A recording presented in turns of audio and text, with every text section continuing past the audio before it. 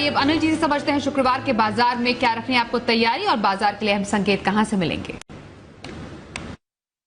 एक दिन की छुट्टी के बाद जब भारतीय बाजार शुक्रवार को खुलेंगे तो दो चीजें होंगी आपके सामने। पहला तो ये कि 2 दिनों के विदेशी बाजारों के संकेतों को आपको डील करना है। दूसरा, अब जो सीरीज शुरू होगी वो वीकली वही मंथली भी है, यानी कि अगस्त सीरीज की महीने की एक्सपायरी, उस लिहाज से डेटा ढेर सारे होंगे आपके लिए। तो ये 2 चीजें हैं जिन पर आपको फोकस करना है।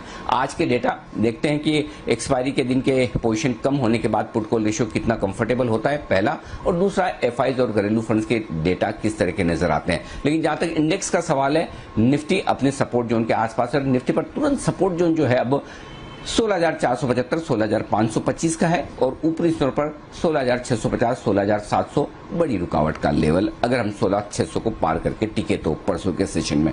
बैंक निफ्टी ने 35,800 के नीचे की क्लोजिंग दी, मामला थोड़ा सीरियस है।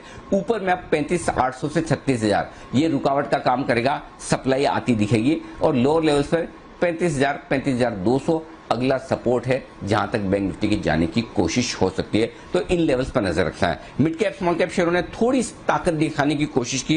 ये देखना होगा कि वाकई में हफ्ते के आखिरी दिन परसों ये मजबूती के साथ बंद हो पाते हैं, नहीं तो फिर एक दिन की मजबूती का फायदा उठाकर पोजीशन हल्की भी हो सकती है। तो mid cap small cap index का एक्शन इंटरेस्टिंग होगा। निफ्टी अभी भी कमजोर नहीं हुआ है, बैंक निफ्टी ने कमजोरी का पहला संकेत दे दिया।